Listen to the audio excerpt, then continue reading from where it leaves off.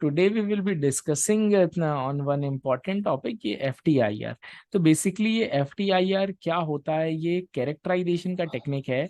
What is FTIR used for, इन सब चीज़ों के बारे में हम लोग आज के इस लेक्चर में देखेंगे कि बेसिकली FTIR का यूज़ किस बेसिस पे होता है। तो अगर हम यूज़ की बात करते हैं तो आप इसको यूज़ करते हो फॉर केमिकल ग्रुप्स। आपको जहां देखने होते हैं कि कौन सा ग्रुप है, तो उसके लिए हम FTIR को यूज करते हैं बेस्ड ऑन वेवलेंथ। कौन सी वेवलेंथ है, किस रेंज में जा रही है, उन सारी चीजों का हम लोग कैलकुलेशन करके एक इस वेवलेंथ में एक एक पीक्स देखते हैं। और हर एक पीक का एक इंडिविजुअल ग्रुप्स होते हैं, हर एक पीक का। और जो ग्रुप होगा उसके हिसाब से हम उसके बारे में बता देते हैं कि what is actually the compound is. For example अगर हम नायलॉन की बात करते हैं तो उसमें जो पॉलीएमाइड लिंकेज होता है, पॉलीएमाइड लिंकेज NH जो लिंकेज होता है, पॉलीएमाइड लिंकेज RNH2 का जो लिंकेज होता है, तो उसमें हम कहते हैं कि यहाँ पे उसका किस वेवलेंथ पे आ रही है। उस चीजों को देख करके we can determine the exact chemical composition of the fibre और मॉलिक्यूल। तो दिस इज बेसिकली, तो अगर हम बेसिक्स में बात करते हैं कि what is exactly different different types of rays that we come through.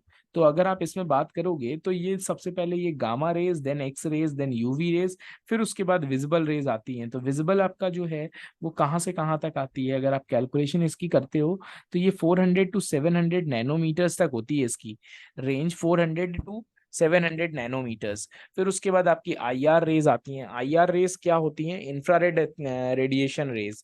तो उसके बाद फिर माइक्रोवेव्स, देन रेडियो वेव्स ये आती हैं।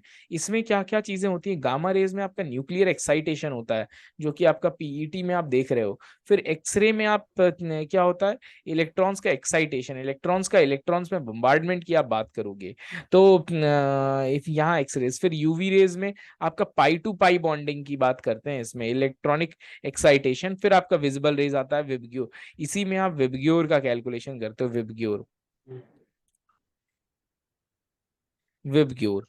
उसके बाद आप IR रेज, यहाँ पे हम लोग ये चीज बात करेंगे आज। टुडेज आवर टॉपिक इज कि what is exactly the molecular vibrations of each and individual molecules. तो हम लोग यहाँ पे इन चीजों का कैलकुलेशन कर रहे होंगे।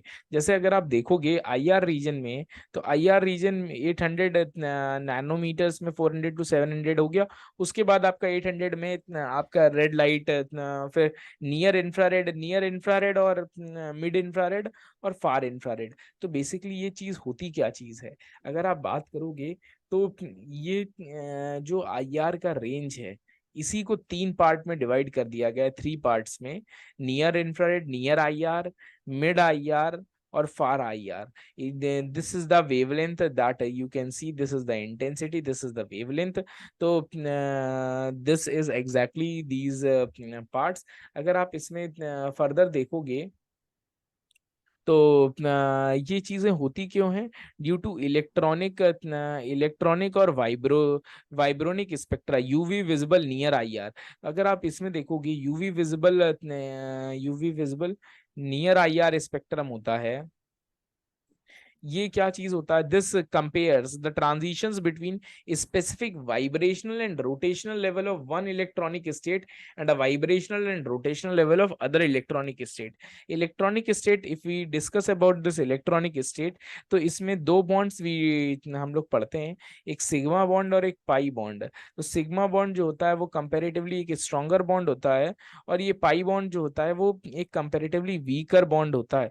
और इसमें what we read here is with the transitional and vibration. अगर आप किसी भी इलेक्ट्रॉनिक कॉन्फ़िगरेशन की बात कर रहे होगे तो वहां पे आपका कोई भी एक मॉलिक्यूल है तो उसका वाइब्रेशंस होता है अराउंड जहां पे भी है, उनका वाइब्रेशन होता है और वो रोटेट करते हैं। Rotation is also there. Rotation दो तरीके से होता है किसी भी मॉलिक्यूल में। एक क्लॉकवाइज मोमेंट में होता है जो हम लोग उसमें पढ़ते हैं quantum numbers, if we discuss about, अगर आपको केमिस्ट्री में याद हो तो वी रीड क्वांटम नंबर्स, उसमें एजीमुथल क्वांटम नंबर्स और स्पिन क्वांटम नंबर्स हम लोग पढ़ रहे होते हैं। तो उसी में हम लोग रोटेशन की बात कर रहे होते हैं। होते हैं कि depending upon the rotation of the each and individual molecules. तो if we discuss about the rotation, तो एक क्लॉकवाइज में होता है, क्लॉकवाइज रोटेशन होता है जिसमें आप प्लस हाफ की वैल्यू देते हो, और एंटी क्लॉकवाइज होता है माइनस हाफ की वैल्यू देते हैं। This is for the rotational level of the molecules in their electronic state. तो यहाँ पे आपका इन्हीं चीजों में बात करते हैं, मॉलिक्यूल का दो लेवल पे ट्रांजिशन हो रहा होता है, एक वाइब्रेशन लेवल में जहाँ वो वाइब्रेट कर रहा होता है, दूसरा रोटेशनल लेवल पे एक मॉलिक्यूल का एक इलेक्ट्रॉनिक स्टेट से दूसरे स्टेट में हो रहा होता है। दूसरा क्या चीज है, वाइब्रेशनल रोटेशनल स्पेक्ट्रा।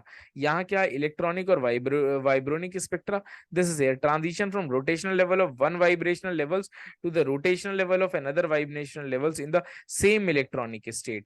इसमें क्या है, उसी इलेक्ट्रॉनिक स्टेट, मान लीजिए एक शेल है, उसी शेल में अगर आप बात कर रहे हो, उसी शेल में अगर शेल्स कौन सी होती हैं, KLMNOP, अगर आप शेल की बात कर रहे हो, तो within the same shell जब होगा तब आपकी सेकेंड कैटेगरी में कंसीडर किया जाएगा, और अगर ये एक शेल से दूसरे शेल में किया जाएगा तो ये आपका फर्स्ट शेल में कंसीडर किया जाएगा। तो this is about the molecular spectra of these molecules.